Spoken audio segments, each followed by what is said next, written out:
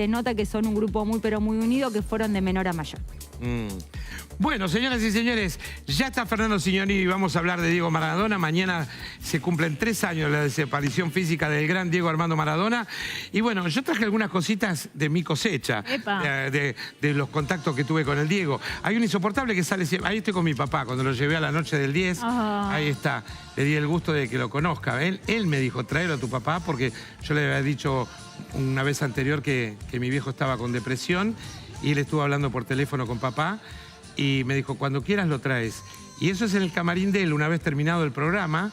Nos invitó a mí y a papá a comer unos sanguchitos, a tomar jugo y qué sé yo. Y nos quedamos con él, con el Goico. Imagínate que son momentos que no te lo olvidás nunca. No te los olvidás nunca en la vida. Porque era estar con mi papá, o sea, qué sé yo, darle ese regalo a mi papá, tanguero, futbolero, viste, bien argentino, ¿no es cierto? Sí. Y ahí estábamos los tres.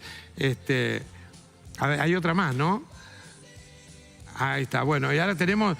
Bueno, les voy a contar esta anécdota del insoportable. Esto se hizo cuando estaba Bilardo de técnico en Boca, en el Hotel Nogaró. Lo estábamos esperando. Fernando me mira ya, ¿no? Y estábamos esperándolo en el hall del Hotel Nogaró y estaba, ¿se acuerdan del arquero, la Pantera Rodríguez? Sí. El arquero con bigotes, ¿no? Estaba con un sobre todo gigante.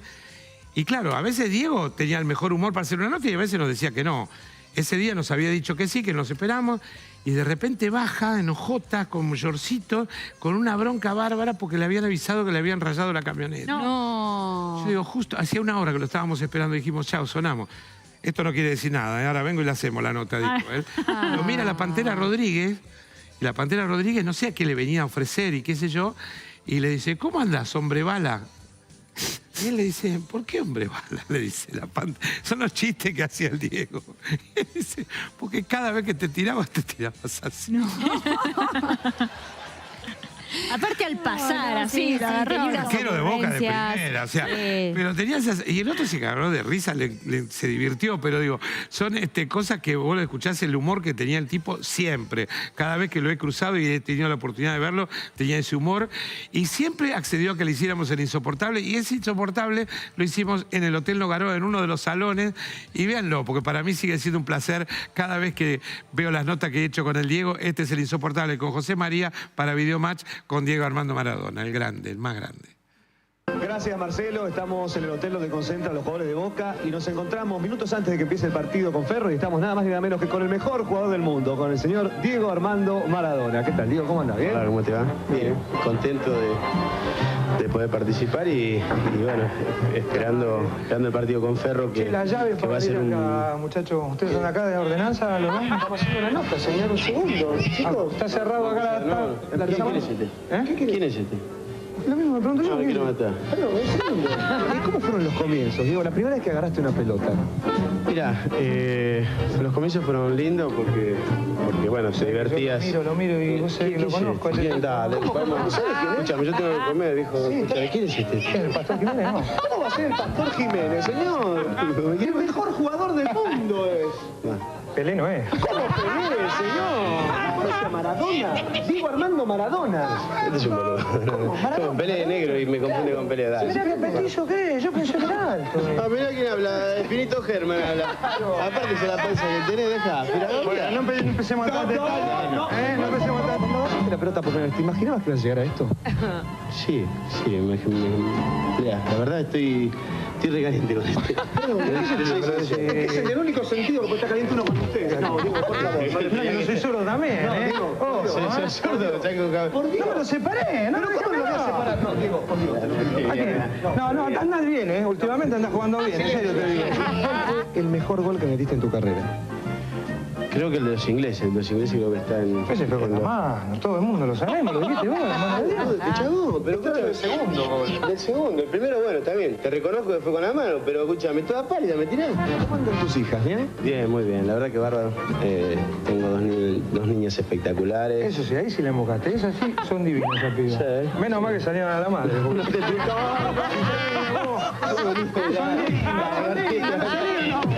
No te hagas el pícaro. No te hagas el pícaro, Gordillo, que te doy. Claro. ¿Podrías ser técnico? ¿Te gustó esa etapa? Sí, me gustó mucho y voy a seguir después que me retire. Un partido cuando estaban en Mandillú y en Racing. Mira, la verdad que... ¿Qué, boludo? No, ¿pero quién te mandó? ¿A vos? Te lo mandó a Belal. Basta, pero claro, silencio. Ese sabe de fútbol. Ese sabe de fútbol. Abelán. Ese. Por algo está hace tantos años. ¿Es verdad o me equivoco? O sea, ¿volverías a ser técnico? Sí. Si Dios quiere, me gustaría ser técnico de Boca, pero bueno. Técnico electromecánico tendría que ser. Dedícate a los fierros, que tenés una buena camioneta que te la vimos ahí. Le voy a dar un bife. Deja de amagar, deja de amagar. No.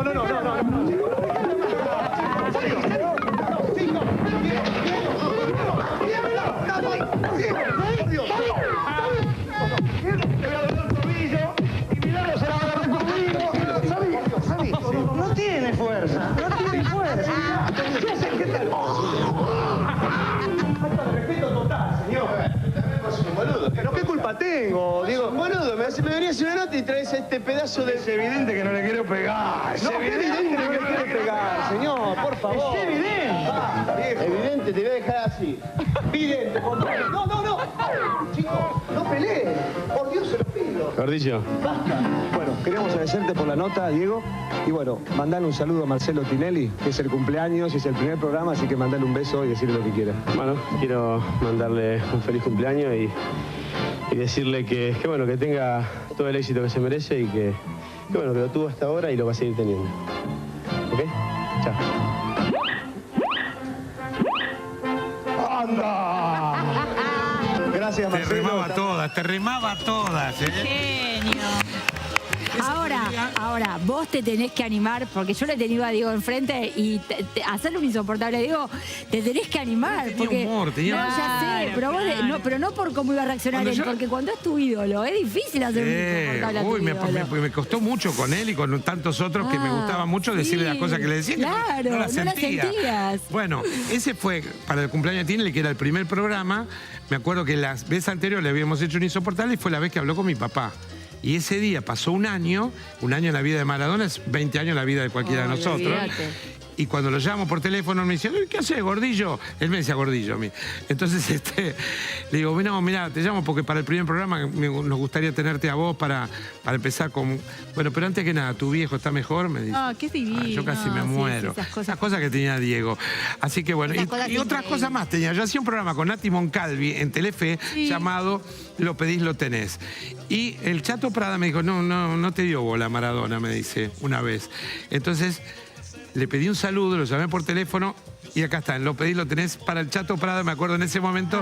Y mira la cosa que dice el Diego cuando estábamos por terminar el ciclo. Ahí está, Telefe. Sí. Chato Prada me pone, ¿es verdad que Diego te mandó un saludo? Para eso. Para el Chato Prada, Lo pedís, lo tenés. Mira, así Hola, Dieguito. para el Chato. Mire, Lo pedís, lo tenés.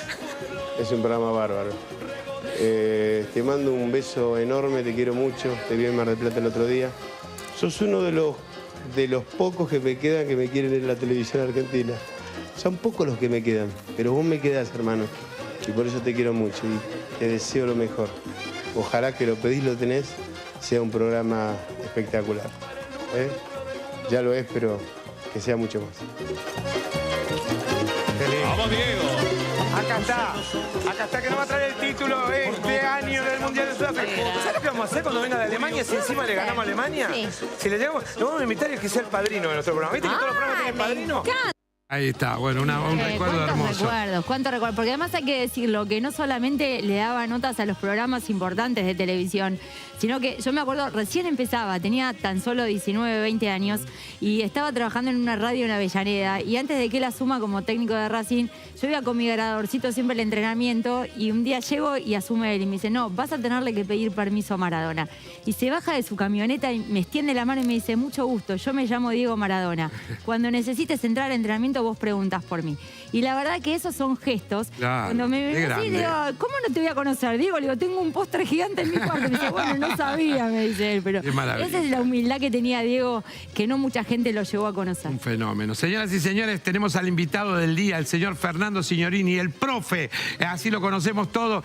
Qué ligado estuvo a él. Pero antes, para presentarlo, vean este video motivacional con Diego Armando Maradona. Yo creo que fue la única vez que, al menos en el tiempo que yo estuve, fueron casi 11 años con Diego, la única vez en que él se propuso dar el máximo del mismo y no conformarse con ser el mejor de todos. Diego estaba en un grado casi óptimo ya para jugar. A falta de una semana para el Mundial, él se veía que era un cañoncito, ¿no? Pero algo había que a mí no me convencía. Entonces, esa noche llegué a la habitación de Diego, que estaba con Pasculi, y le guiño el ojo a Pedro, como que voy a decir algo. Fernández le dijo esto: nosotros no tenemos gente que es líder, gente que personalidad, no tenemos como Platini, Zico, todos estos jugadores que tienen personalidad, que son líderes. Y Diego se calentó a la grande con el señorito.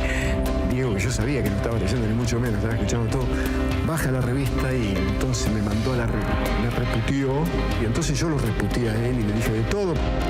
Si no te convences, si vos no te convences, todo lo que hicimos no sirve para nada. Entonces al otro día había una mesa redonda llena de periódicos, entonces yo corro por ahí, en uno de ellos decía: Maradona abre el fuego. Sería yo la figura del Mundial. Entonces dije, ya está, listo, se acabó. Era el punto de inflexión a que yo quería llegar. Qué lindo video, un aplauso bien grande para el profe Fernando Signorini, que nos vino a visitar acá. Bienvenido, profe. Gracias por venir en este día tan especial. ¿Cómo se lo extraña, no? Sí, se lo extraña mucho. Además yo casi permanentemente, no todos los días, porque la gente misma me lo hace. Sí, ¿no? Inclusive por la calle, o gente que, por ejemplo, viene, como me pasó en Santiago del Estero, que quiero que me abracen los mismos brazos que abrazaban a Diego. Entonces, ¿esas cosas? Sí, y en Nápoles era peor, ¿no? En Nápoles había gente que me besaba las manos. Ah, ¿sí? Porque tú estás con Dios, con Dios, ¿no? Hay como una competencia entre nosotros y los napolitanos, quienes fueron más fanáticos, ¿no? Creo que ellos por ahí nos ganan incluso de fanatismo, ¿no? La pasión del napolitano, ¿no es cierto? Bueno, había un intelectual muy importante, Luciano Di Crescenzo, que dijo que en realidad, dice, no nos engañemos, Diego era un napolitano que por caso nació en Buenos Aires. ¿Decían así? Sí, ah, sí. Qué bárbaro. Sí, lo habían adoptado, ¿no? Qué lástima que no estaban las redes sociales de ahora, porque nosotros lo vivimos medio de rebote, la etapa del Napoli, que fue los que más lo conocieron, y vos estabas ahí, de lo mejor, en su estado futbolístico más pleno, ¿no es cierto? Además del 86. A pesar de que él ya había imitado al ave fénix, porque había renacido de la ceniza, lo habían fracturado el 24 de septiembre del 83. Claro, en Barcelona. En Barcelona, en el partido con... ¿La recuperación estuviste vos ahí también? La rehabilitación la hizo el doctor Oliva. Ah, sí. Doctor argentino, nacido en San Justo, en la provincia de Santa Fe, que había sido el médico del cuerpo técnico de Menotti en las selecciones del 78 y el 82. Un tipo de primer nivel en lo suyo, muy amigo de Diego. Diego le tenía una confianza extrema. Y él fue el que tuvo la idea de quitarle el yeso 40 días antes. ¿Antes? Sí. Mucho antes. Un pionero, Claro. porque hoy se usa bastante eso, de hacer la rehabilitación sin yeso y hacer como una rehabilitación activa. Sí. Estamos hablando de tiempos que eso no se veía. Claro, y eso lo salvó, porque si no, la limitación que hubiera quedado en la articulación del tobillo izquierdo hubiera sido tan grande que él no hubiera podido nunca después tener esa ductilidad que tenía, que le costó mucho, ¿no? Porque, por ejemplo, en los tiros libres, él tenía la imagen mental de lo que hacía cuando su tobillo estaba bien. Sí. Y quería hacer lo mismo y la pelota se iba a cualquier lado. Entonces, con mucha paciencia y día por día. ¿Era constante? Sí, claro, porque él estaba decidido, sobre todo, él le quería cambiar el destino a su familia y a él mismo, porque había salido de ese lugar de la sociedad en que... Claro. ¿Cómo llegaste vos a él? ¿Vos también? Sí, lo mismo te iba a preguntar. él? ¿Cómo empieza su relación con él? Relación? Tu profesional y afectiva también. Sí, yo había viajado a España en el 83. Me había casado el día anterior, el 3 de mayo del 83, y viajamos con mi esposa que jugaba al tenis. Y viajamos con $1.100, sin conocer a nadie y sin billete de vuelta. Porque yo en Lincoln había heredado una industria de mi padre, y vivía muy bien. Entonces digo, si llevo boleto de vuelta, me vuelvo a los 10 días, no sé, tengo algún problema. Sí. Y eso me salvó porque, sí, claro, al principio fue muy duro. Y llegué a hacer trabajos saltuarios, qué sé yo, de todo tipo, ¿no? Hasta que conocí a Diego y se produce esto el 24 de septiembre, la fractura. Sí. Pero yo lo había conocido el 28 de junio del 83. ¿Vos te acordás? Sí.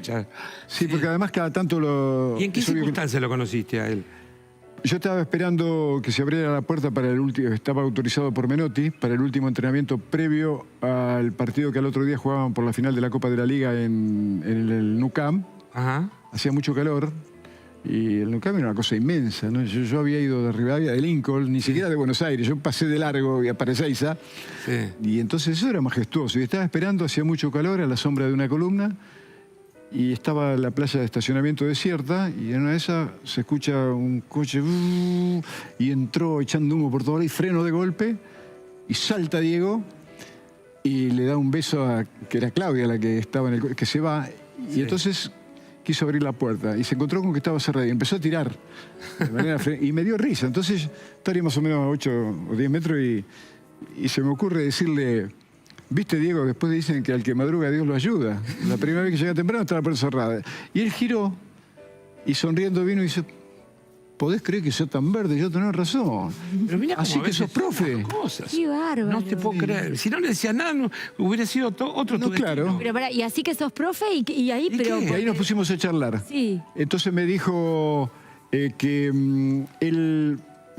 jugamos mañana y a la noche, después del partido, me voy a Buenos Aires. Pero vuelvo en 15 días para la pretemporada de Andorra. Pero al final de la pretemporada quiero invitarte a un asado en casa porque junto con Jorge Sitterpiller, que era su apoderado, pensamos abrir una escuela de fútbol. Así que si a vos te interesa, y yo estaba por decir... No te conocía tanto para generar esa confianza, ¿o sí? Tenía 22 años y era... ¿Qué sé yo? Diego era así, era muy espontáneo y decía lo que le salía en el momento y ya estaba, ¿no? No especulaba. Cuando recibiste toda esa información, ¿cómo te sentiste? Claro, yo no podía creer porque... Claro. Porque además otra cosa, después pasó lo que pasó, claro, yo fui a Andorra.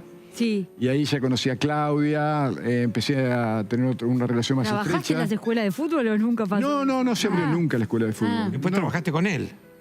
Claro, porque cuando a él lo lesiona Goicoechea, yo comencé a ayudarlo de a poco en la rehabilitación dinámica, digamos, ¿no? Claro. Y él le venía bien todo lo que hacíamos, porque yo hablaba mucho, a ver con qué cosas se sentía más cómodo él. Ninguno mejor que él para saberlo, ¿no? Porque muchas veces nuestra propia vanidad hace que le hagamos hacer cosas que no le sirven para nada al jugador, porque el fútbol es un deporte de conjunto, pero está formado por individualidades. Individualidades que hacen al conjunto. Después, claro, todos no son lo mismo. Claro, no. Y él era muy especial.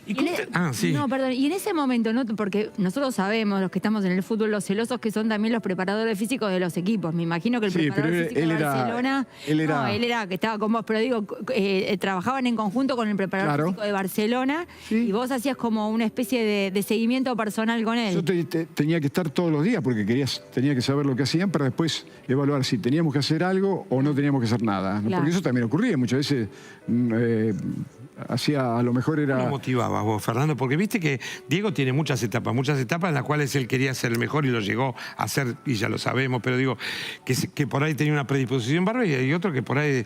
¿Cómo hacía para levantarlo de la modorra y decir, vamos, dale, hermano? No, te escuché en el video que nos insultamos los dos. ¿Llegaste a un punto de confianza donde le decías cosas que otros quizás no se animaban a decir? En definitiva, para mí era un chico que jugaba como los... Claro. Yo soy ateo, pero como los dioses al fútbol... Pero listo, y nada más. Después él tenía 10 años menos que yo tenía 10 años de experiencia. Bueno, pero todo el mundo es como que le rendía pleitesía por miedo a cómo era encima Diego. No, yo estaba ahí para ayudarlo por voluntad de él, a ayudarlo a estar mejor, porque yo fui el primer preparador personal de un jugador de fútbol. Eso no existía. No. Eso lo inventó él después de la lesión. Por eso cuando me lo ofreció, yo medio dudé, le digo, ¿te parece? Por eso te decía, sí. ¿Y cómo? Claro, esto no, yo siempre lo pensé. ¿Tu esposa qué decía? Porque viste que Diego, para estar con Diego estabas 24/7, ¿o no? Y encima recién casado, pobre. Claro. Un monumento había que hacerle. Sí, pero no, bueno, ella también trabajaba en... Era deportista, claro. Claro, trabajé en la escuela de Manuel Orantes. Famoso tenista que le ganó la final de Roland Garros a Guillermo Vila. Sí. Entonces ella estaba encantada con su trabajo, yo encantado. Y además no nos podíamos permitir el lujo de decir... Contigo pan y cebolla, ahí había que estar ¿no? Y había que sobrevivir. Claro. Así que, bueno, después cuando nos pusimos de acuerdo para empezar, es cuando él me dice, bueno, entonces mañana pasó por la oficina de Jorge. ¿Y para qué? ¿Cómo para qué? Para firmar el contrato. Qué fuerte. Y ahí es cuando le digo, no, ¿qué contrato? Yo con vos no voy a firmar ningún contrato. Esto tiene que ser una relación de mucha amistad, de confianza, de nobleza. Vos me dijiste de muchos amigos tuyos a los que le diste una mano y te terminó haciendo juicio, así que de nosotros no va a comer ninguna venegra. Dame una mano, dame la mano y vamos. Y se cumplió siempre. Y se cumplió siempre, jamás. Siempre. Sí. Qué fuerte, qué lindo eso también. Sí. ¿Cómo era él en la intimidad? ¿Tenías ese humor que le conocíamos? Sí, ¿no? Sí. Era chispeante, era torrante, era pícaro, era muy creativo, pero de enorme ternura en el trato con sus afectos, con su mamá, con Claudia. Era realmente, daba gusto, daba placer estar en la intimidad. Ahora, estar con él en público era insoportable. ¿Por qué? Pues se le veían todos Porque encima. la gente... Claro. Por eso fue que un día, a poco de llegar a Nápoli, me llamó por teléfono y dice, te paso a buscar y nos vamos a cenar afuera, que nos invitaron, y fuimos. Sí. A un lugar afuera de Nápoli, casi a orillas del terreno, con el Vesubio, todo majestuoso, un lugar espectacular. Pero apenas llegamos, el restaurante muy lindo también, la gente, viste, te empujaba y te agarraba y te corría y querían llegar a él. Y yo la pasé muy mal, porque la comida eran manjares, pero no... No podían conversar, no podían tener... No, nada. Siempre que venía uno, que venía el otro. Y él le fatigaba mucho cuando lo agarraban del pelo. Sí, yo me acuerdo de eso, sí. Y vos es que al otro día íbamos para entrenamiento y en un momento se gira y me dice, qué quilombo noche, ¿no?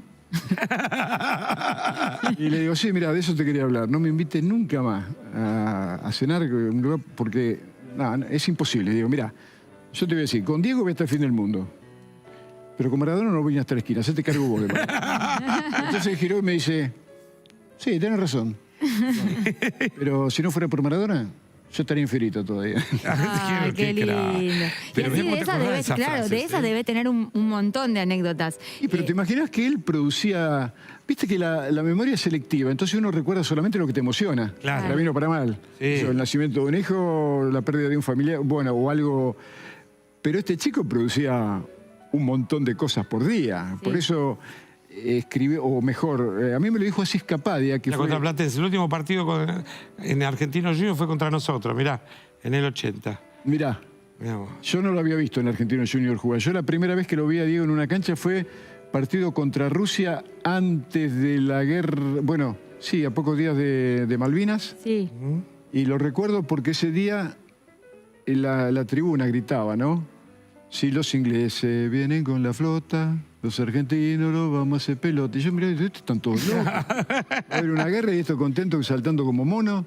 Y fue la primera vez que lo vi en directo. ¿Y después él te llama para ser parte de su cuerpo técnico cuando suma en Racing? ¿O vos ya venías con él? Sí, yo ya venía con él. Habíamos estado en 3 mundiales ya. Sí. Claro. Toda la carrera de él en Nápoles. ¿Cuál fue el primer mundial con él? En México 86. México 86. Claro. ¿Qué trabajo tuviste que hacer ahí? Porque él estaba justo en la edad, la mejor edad para él, ¿no? Sí, se había recuperado bien de su tobillo izquierdo, de la fractura del tobillo izquierdo. Y en enero de ese año del 86 yo recibí un informe que hablaba de cómo había hecho Francesco Moser, que era un ciclista italiano, para batir el récord de la hora en México. El equipo que lo había preparado y tal. Me pareció interesante porque es el mismo lugar, las mismas condiciones climatológicas donde va a competir Diego. Sí. Así que lo charlé con él y digo, tenemos que ir a hablar con esta gente.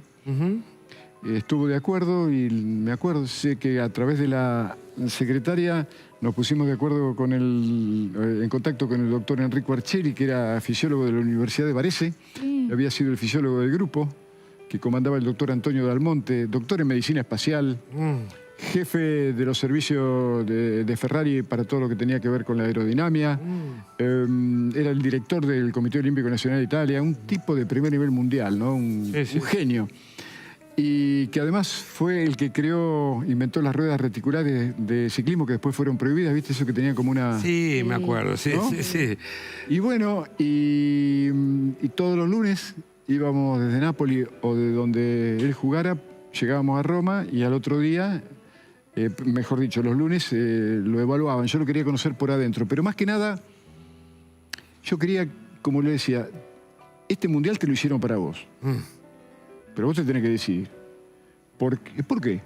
Y claro, se juega en la altura de México, menor presión parcial de oxígeno, altísima temperatura, altísimo smog.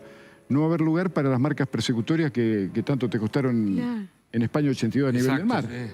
Además tenés 4 años más de experiencia, estás con todas las ganas de revancha, después de la lesión. Bueno, pero claro, te tenés que decir, porque es tu mundial o el de Platini. Andate, Rob. Yo lo hacía a propósito. Pero claro, para chusearlo, ¿no? El segundo gol que él le hace a los ingleses, que es una maravilla, que uno no se cansa de verlo eternamente, es muy importante cómo le estaba físicamente en ese momento, porque más allá de la técnica, le puso una aceleración en la velocidad cuando se saca a los jugadores de encima. Sí, pero vos sabés una cosa, que yo muchas veces en las charlas que hago específicas sobre preparación de jugadores de fútbol, a mí no me gusta decir preparación física porque es un reduccionismo. Preparar un jugador de fútbol es mucho más que preparar un atleta, ¿no? Claro. El atleta necesita un preparador físico. El jugador de fútbol necesita un jugador de futbolista, que es completamente distinto, inclusive desde el plano cognitivo, emocional, no tiene nada que ver. Y ese gol que Diego hace a los ingleses recorre aproximadamente 55 metros, en un tiempo atlético malísimo, porque tarda 11 segundos, .2. Bueno, Usain Bolt, para hacer el doble de la distancia, la hizo en 9.58. Sin pelota. Sin pelota. Sin eludir los rivales que eludió él. Rivales, claro. No, por eso, pero él utiliza el engaño como factor, como gran acelerador. ¿Por qué? Porque amago que freno y sigo, amago que sigo y freno, amago que se la doy a Valdano y no se la doy. Claro. Pero además, Bolt para recorrer 100 metros hace 41 pasos y él para hacer 55 hizo 43. El fútbol es otra cosa. El fútbol es otra cosa. ¿No? Pero los grandes jugadores como Leo, que es otro de los que no nacieron para ser explicado, salvo que uno sea muy vanidoso o muy estúpido y crea que lo puede explicar. No son explicados. No se pueden explicar porque además Leo tiene 2 hermanos que nacieron se alimentaron de la misma manera, educaron lo mismo. Y no pueden hacer los dos juntos con la mano lo que él hace con los pies. Lo mismo que Diego. Además tienen una manera de leer el fútbol que es, como vos decís, saben en qué momento tienen que acelerar y en qué momento desacelerar, porque no siempre hay que acelerar. Mirá. Muchas veces cuando desacelerás es cuando engañás y el otro pasa de largo. Claro, porque yo leí no hace mucho y me pareció fenomenal un libro de Jean-Pierre Julier, que es un filósofo francés. Y entonces él habla, se trata conferencias sobre la estrategia. Y el tipo trae la noción de estrategia de la Grecia pretérita antes de los filósofos. Porque no nació para el fútbol la estrategia, nació para la guerra. Entonces dice, por ejemplo, si uno lee la Ilíada y la Odisea, descubre que Ulises no era un tipo inteligente desde el punto de vista psicológico, pero lo era desde el punto de vista estratégico. Él se presentaba al campo de batalla, no modelizaba nada, ¿no? Llegaba y entonces, a ver, por allá están los cañones, por allá, vamos por allá que es más fácil. Claro, sí. Estratégico. ¿Por qué? Porque tenía una inteligencia que los helenistas griegos denominan inteligencia astuta, que se define con la palabra metis, que es una inteligencia que está mucho más cerca del instinto animal que de ser racional. Claro. 2000 y pico de años después, Diego, Leo, tienen esa misma inteligencia, ¿no? Que está más cerca de lo animal. ¿Por qué? Porque cuando, por ejemplo, y en muchísimos partidos se ve, Leo está con 4 o 5 rivales y entra y no tiene tiempo para pasar por el cerebro, ahora voy a... No, ahí es un animal que trata de defenderse. Ese es maravilloso, ¿no? Es genial. Digo, vos lo preparaste en el 86, estuvo a pleno, sabemos cómo terminó la historia. 90, 4 años más. Ya el hombre con un tobillo de elefante. En algún momento le dijiste, che, no estás para jugar. ¿Y jugó igual, ¿o no le dijiste eso? Claro que se lo dije, pero era como yo le decía, sos un cabeza de chancho. ¿Quién me garantiza que yo dentro de... yo quiero jugar ahora, bueno, está bien. No, bueno, pero además yo creo que Diego empezó a morir un poco cuando se dio cuenta que había perdido el contacto con la pelota. Él tenía un vínculo con la pelota que era totalmente instintivo, como que era una sola persona, era él y la pelota. Quienes estuvieron con él en el último tiempo, yo no tenía relación cercana, ¿no? Porque se había ido a Dubái, después a México. Yo no quería saber nada con que siguiera ligado al fútbol. Su sistema emocional ya no estaba tan firme como para soportar todo eso que genera el fútbol, ¿no? Sí, las presiones. Pero bueno, él estaba ahí. Pero yo creo que la pandemia le hizo mucho mal. Y sobre todo la partida de Tota y Chitora, ¿no? Claro. Nunca lo asumió, ¿no? No, una de las últimas entrevistas que le hicieron, creo que en un canal, que él en un momento dice, no sabe lo que daría por que ver... entre caminando la Tota por acá. Sí, yo creo que ahí tiró los remos en la barca y dijo, ya está, ya, listo, viví como quise, porque mirá, hay otra cosa también ligado a los griegos, cuando... Dicen que cuando Ulises volvía de la guerra del Peloponeso, para encontrarse en Ítaca con su amada Penélope, la diosa Circe le dijo que iban a pasar por un lugar donde estaban las sirenas. Entonces todo ese encanto voluptuoso de la sirena era un riesgo. Entonces le tenía que tapar con cera los oídos a los remeros. Y él hizo caso, pero él no se quiso tapar los oídos porque querían ver qué... Entonces se ató al palo. Al palo. No, al mástil. Entonces cuando pasó, tenía unas ganas de desatarse, pero estaba atado. Y eso le permitió llegar. Bueno, yo digo, a diferencia de Ulises, Diego no se ató al palo. Diego se tiró de cabeza entre las sirenas, vivió la vida como quiso, con esa cosa dionisíaca que... como si todo terminara hoy. Pero bueno, Nietzsche hubiera así, dicho, ¿no? este es el hombre... Claro. Él era así, él era crédulo. Y hablamos del Mundial 86, hablamos del 90... ¿Qué sentís que pasó en el 94? Porque te escuché en algún reportaje que vos... Lo entregaron.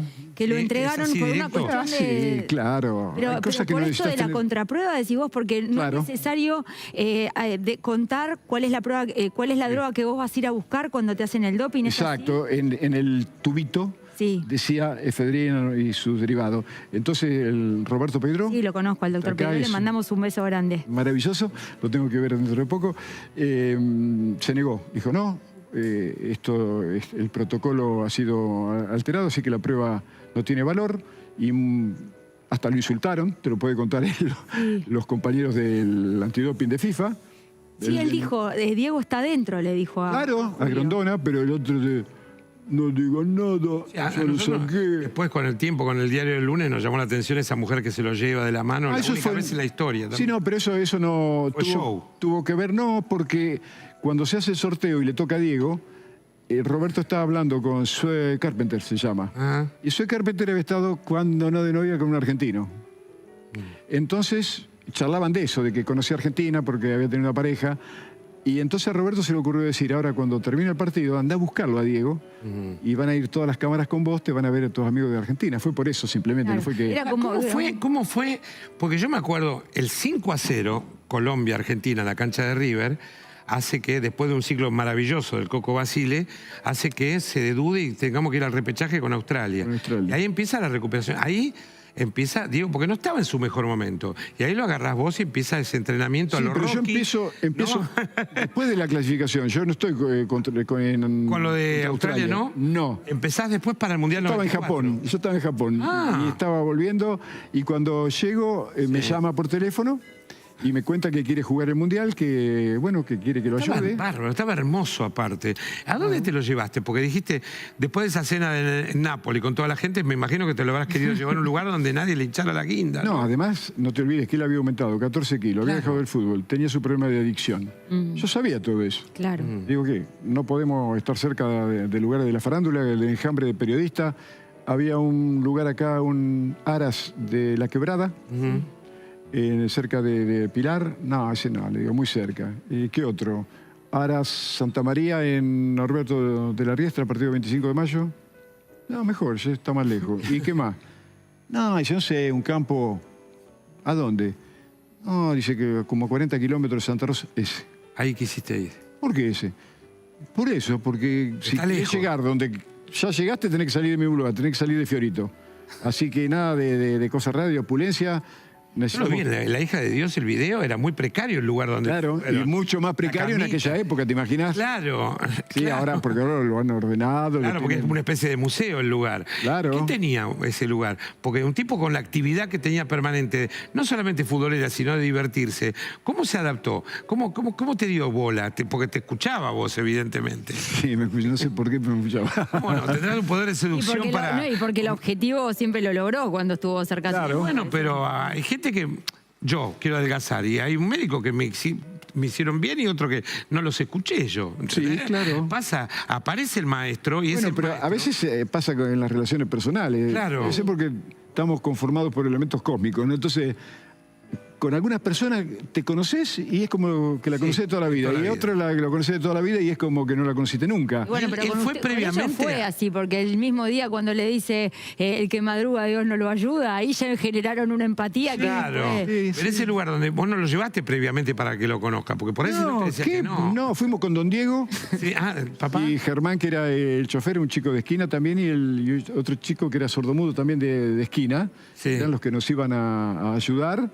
Y cuando llegamos esa tarde a Santa Rosa, fuimos a la casa del señor Rosas, que era el dueño del campo. Sí. Entonces nos explicó más o menos cómo era y fuimos a hacer un montón de compras en el supermercado, hasta sábanas. ¿Cuánto tiempo estuvieron ahí? Estuvimos 10 días.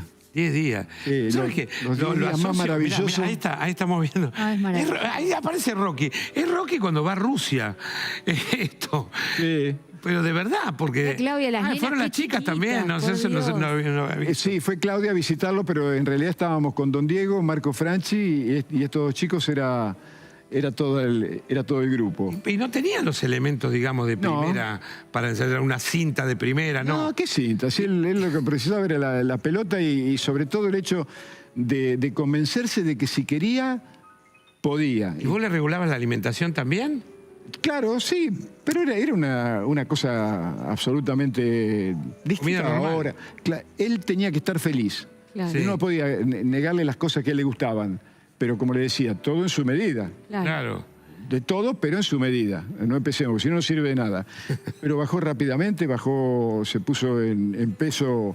Como siempre, yo no sé cómo hacía. ¿No? Pero ahí estaba bárbaro. Sí. Esto Además, fue en La Pampa. A la tarde íbamos a Santa Rosa porque yo había detectado que ahí estaba Miguel Ángel Campanino, que había sido campeón argentino y sudamericano de los medios. Sí. Y hablé con él porque yo tenía que tratar de ocuparle la mayor cantidad de tiempo posible, porque en algún momento podía aparecer el síndrome, ¿no? de abstinencia. Entonces él tenía que estar ocupado, con la cabeza en otro lado. Y bueno, entonces, encantado, Miguel Ángel aceptó, íbamos, y entonces llegaba, lo disfrazaba, hacían soga. ¿Hacía guante? No. ¿Cómo? ¿Diego hizo guante también, boxeo? Está en la filmación también. Entonces, en uno de los días bajó Miguel Ángel, y estábamos con Don Diego tomando mate al borde del ring, y baja y dice, Don Diego... Menos mal que Nene se dedicó al fútbol, porque si se dedica al boxeo me hubiera llenado la cara de dedo. ¿También? Tenía lo suyo. Que hacía todo, da la sensación esa, que tenía habilidad para todos los deportes. Increíble. Porque hacía las cosas, todo lo que se ponía a hacer lo hacía bien. Bueno, por ejemplo, Leo Messi. Sí. Podría ser olímpico, podría integrar el equipo olímpico argentino de ping-pong. Ah, mirá. El ping-pong, como, claro. ¿Lo viste jugar? Sí, en las concentraciones. Y sí, viven jugando en las concentraciones. Sí, como que lo sobra, ¿viste? Como hace con la pelota, es lo mismo. Una increíble. Digamos, ¿el único profesional responsable eras vos o tenías un médico, tenías un cuerpo que te acompañaba? Cuando fuimos allá, sí. No, allá estaba Marco Franchi, que era el apoderado, y el doctor Lentini, que fue para ver de qué se trataba todo lo que estas cosas que Daniel Serrini, las pastillitas que le daba, que después fueron la causante de su descalificación, o que le dio motivo a la FIFA para... ¿no? Como la efedrina. Sí, pero el tema era estar solos, estar mucho en contacto con su núcleo familiar y sobre todo con la naturaleza. Porque había un momento, vos es que yo soy hombre de llanura, ¿no? Pero es muy difícil encontrar, cuando vos querés ver la puesta de sol, es muy raro que en la llanura no se interfiera un molino, un monte, siempre hay algo. Pero ahí era como que lo habían hecho a propósito. Había como un camino. Un lugar que, claro, que se proyectaba hasta... y vos podías ver al sol meterse como pasa en Punta Ballena, en Uruguay, en Uruguay, Casa Pueblo. Sí, en la Casa se Pueblo. Se ve el sol. El Paz Vilaró, sí. Esto era lo mismo, nada más que el mar ahí era el lo disfrutaron. El mar verde, ¿no? Sí. Y entonces el tema era que nos sentábamos y entonces estaba don Diego, Marco, Germán y el otro chico y tomábamos mate. Y el tema era estar en absoluto silencio. Disfrutando. Hasta que el sol cayera. Y era un momento de mucha introspección. Y yo quería eso, que él se metiera dentro suyo, que sintiera esa cosa fantástica de la naturaleza y sobre ¿Te lo agradeció? ¿Él fue agradecido con vos, con sus palabras y con sus gestos? Sí, bueno, él lo dice en el documental de Asís Capadia, ¿no? Que como era exagerado para todo, también dice cosas que digo, cállate la boca, no diga nada. ¿Sí? ¿Por qué te daba vergüenza? No, porque además, qué sé yo, la amistad no se declama, se demuestra, ¿no? Con los hechos. ¿Vos la sentiste, su amistad siempre? Sí, claro, sí. ¿Siempre? Sí, era muy agradecido. Como te decía hoy, era un chico... Yo le llevaba 10 años, para mí era que ¿Y vos sentís la misma impotencia que muchas veces sentimos los que los queremos mucho de decir por qué? O sea, más allá de que lo conocés y sabés que tuvo una vida extrema como era él, pero digo, ¿sentís que le faltó en este último tiempo esa contención que vos le brindaste y que le brindaron sus amigos hasta ese momento? No, sería injusto para la gente que estuvo con él, que era la gente que él quería que estuviera con él. Mirá, hay un poema de Jorge Luis Borges, en Milonga de Albornoz, que dice: alguien ya sabe los días, alguien ya sabe la hora, alguien para que no hay ni premura ni demora. A todos nosotros nos va a pasar lo que nos tiene que pasar en el momento en que nos tenga que pasar, en el lugar, de la manera, y no lo vamos a poder evitar. Ese era su destino, ese era su final. Porque si no sería demasiado fácil. Nadie muere en la víspera. Claro. Así que lo que le pasó, por más injusto que... Pero era ese su... Siempre tenía como un chiste la flor de piel aparte, ¿no? Sí. Tenía mucho humor, ¿no? Sí, bueno, además eso de las frases, como dijo, que yo muchas veces imagino, él se tendría que haber muerto cuando terminó de decir en la cancha de Boca: la pelota no se mancha. Entonces hubiera sido el torero que muere en el medio de la arena. Sí. Y eso hubiera sido una muerte... Glorioso. Gloriosa. Esta que le tocó en suerte o en desgracia fue una porquería de muerte. ¿Y vos dónde estabas cuando te enteraste? Porque hablábamos eso con Diego. ¿Recordás cuando te enteraste del fallecimiento? Sí, claro. Había vuelto de mi rutina diaria. Y entonces suena el teléfono y era un amigo de Diego, que hacía poco había venido de Barcelona, y también es argentino. Entonces siempre con él, así hablamos como en broma en catalán, las 4 palabras que yo sé catalán. Entonces cuando yo descubro el teléfono, Néstor, digo, digui sisplau, y del otro lado, murió Diego. Fuerte. ¿Qué decís? Y enojado, murió Diego. Entonces le corto y voy y le digo a mi esposa, me dijo, Néstor, la televisión... Y en el Zócalo decía que un grupo de especialistas le estaban tratando de reanimar. Y otra vez lo mismo. Y no terminé de pensar eso y aparece la noticia que se confirmaba la muerte de Diego. Y a partir de ahí lo primero que se me ocurrió, apagué el teléfono. Y dije, por 10 días no lo voy a abrir, como un homenaje a su número 10. Bien. Y cuando lo abrí tenía 1.632, me acuerdo porque era múltiplo. Mirá vos. 1.632 llamadas de todos lados. Tardé como 20 días en abrir. Muchas obviamente directamente las sacaste. Claro. Sí. Ahí estamos viendo la foto de Diego. Digo, el showball fue una etapa muy, muy divertida de él, ¿no? Sí. Yo quiero agradecer porque Sersósimo fue el quien nos hizo el vínculo para que puedas estar acá. La verdad se lo tenemos que agradecer. Daniel Sersósimo, arquero, él nos dijo, pregúntenle, porque el showball Diego la pasó muy bien. Amenazó con un asado después del programa, pero no sé si eso... No, eso no lo sabía. Me encantaría que suceda y escuchar más anécdotas del Diego. ¿Cómo no? Fernando, ¿qué decirte? Gracias. Gracias por traernos el recuerdo tan lindo. Gracias por todo lo que hiciste por él, por ponerlo tan lindo y tan ágil y que nos dé tanta... Pero cualquiera hubiera hecho lo mismo, porque no te daba opción. Era un chico muy querible, muy qué sé yo, tenía eso de duende, ¿no? Sí. Del que habla Lorca en el Romancero Gitano.